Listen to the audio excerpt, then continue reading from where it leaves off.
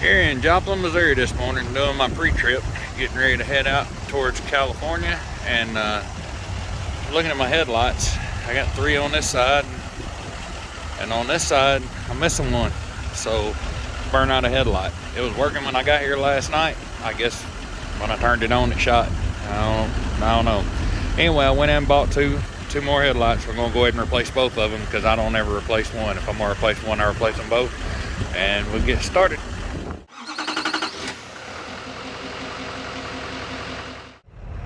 On the driver's side, it's pretty simple. There's 2 twist caps right here. You just twist them counterclockwise and they'll come off. One for the high beam, or the low beam is on top. This one here. There is another one right down there for the low beam. If I can get my flashlight, turn back around. There's your low beam down in there. That's a little more aggravating to get at, but to get these, just come in here and twist it counterclockwise. It is kind of tight, but it'll just come off, and wiggle it out. Now there's a push button, kind of a push button deal right here. You'll push on this, pull down, unplug, counterclockwise, twist, and the bulb comes out. Really simple on the driver's side. I'm going to go ahead and get my new bulb ready. Now I just went with a cheaper set of Sylvania Xtravisions. I think like around 25 bucks. And I personally if you change one bulb without changing the other, it's always been my experience that the good bulb is going to blow within a month or so anyway. So that's why I always change both the highs or both of those at the same time. So I'm going to get this cut open. Another thing to remember is I'm a firm believer that you do not touch the glass with your fingers. You know, only touch the plastic down here. So I'm going to cut the edge of this open where I can get this bulb out, and this one will stay safe. And once I get it out, put it back in. Got the new bulb, making sure not to touch glass in my hands. I'm going to reach right around here, try to get you guys a shot of it. And then twist it clockwise. Once you feel it set into the housing, a good solid set where make sure it's even all the way around, go ahead and twist it back to it straight, plug it back in.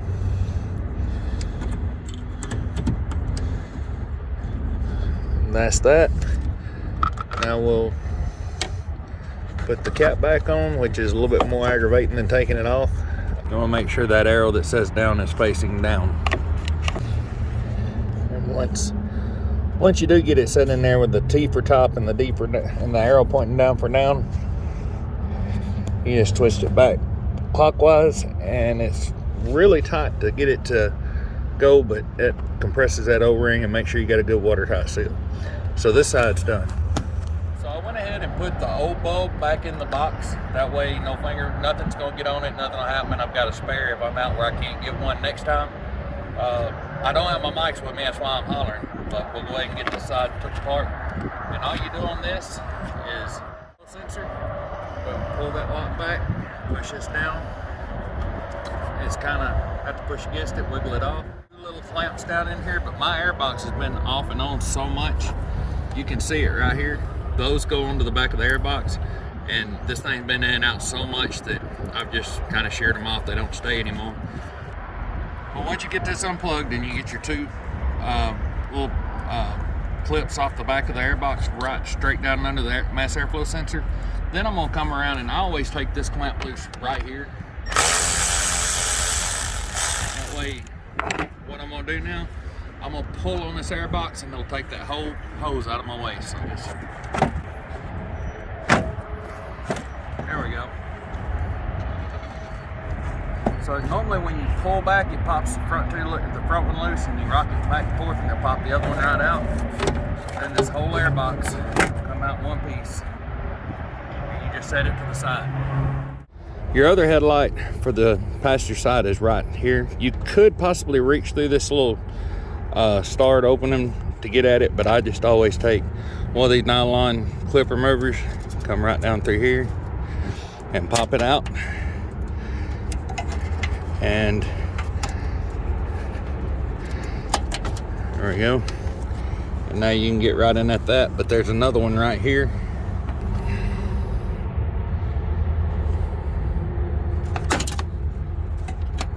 There. So once you get those two clips out, you can see this cap just like the one on the other side. I'm gonna lay this back up here. Make sure your clips don't fall out and run away from you. Make sure you get them when you go to put it back on. Now if you were changing the bottom one that's on down in there like on the other side, you might want to take this piece all the way off. I think I did when I changed all four before. But these caps are tight, but they will pop right off. You get the cap off, you can reach right in here, press on this button on the bottom of the plug, unplug it, turn it counterclockwise, pull it out. And then here's my new bulb, and we're gonna, kind of hard to see looking through the camera, but I just felt it go all the way in. It's good and flush. Now I'm just going to spin it back to it straight up and down. Take the plug it right back in. There's that. Now before I go any further, I'm going to test my headlights, make sure they work. Now we got 6 burning again. And there's that. If you're wondering how I got all 6 lights come on the front at the same time, that's the AUTOSYNC. There's a link to it in the description of most of my videos. Maybe something you'll look into. There's other ways of doing it, but that's the way I prefer to do it. So anyway, let's put this back together. Just like on the other side, there's where it says top and bottom. Make sure the T is at the top, the arrow pointing down is toward the bottom. And then I'm gonna have to swap hands here.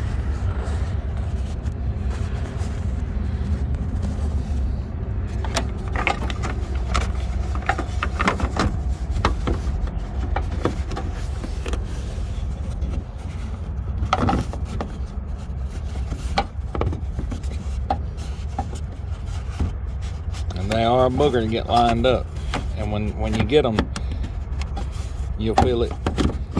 When you get it, you'll feel it fall into place. Right there. And now just turn it back clockwise. That one's in. Now I'm gonna bring my pins up.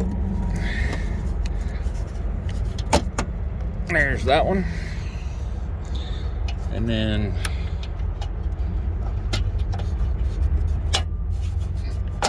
there's that one. That'll keep debris and stuff from getting up underneath them. And then when I was trying to get the air box out earlier, all it does, there's some rubber feet on it to push through these 2 rubber grommets, and that's all that holds that in. So I went ahead and put the mass airflow wire. I went ahead and it was laying down there, and I pulled it up, hung it back here so it wouldn't get in the way as I'm putting the air box back in, and we're ready to stick the air box back on. Here are the 2 little feet that I was talking about that push through those little rubber stoppers. Bring it back over. Try to set it straight down, as straight as you can, straight down back in the hole.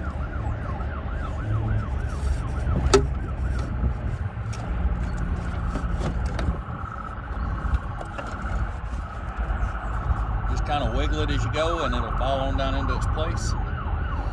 And lining this thing up with the inner fender well out is excellent, but if you can't have the inner fender well out all the time, so you can reach down in here. You can feel the rubber and the leg, and line it up and push it back down. Once in a blue moon, you'll get lucky and it'll fall right into place. Most time you'll have to reach down in here and feel the rubber boot and make sure it's lined up, and then you can push and it'll pop right into place. That's pretty much got it. So we're gonna put our air box, put that back, tighten this clamp back up.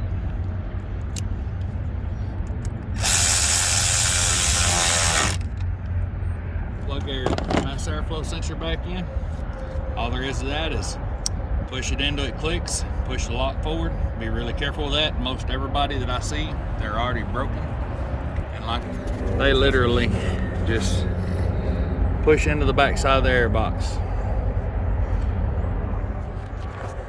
Well guys, that's all there is to changing these headlights. They sound intimidating because the air box got to come out, but they're really not bad at all. I didn't know if I'd ever done a video on that or not, but if I didn't, there it is. If I did, you're welcome. I had another one. And I hope you enjoyed this video. I hope you got something out of it. If you did, like, share, and subscribe. And I'm gonna walk around, do another pre-trip, get out of this cold wind, and get head on down the road. Thanks for watching.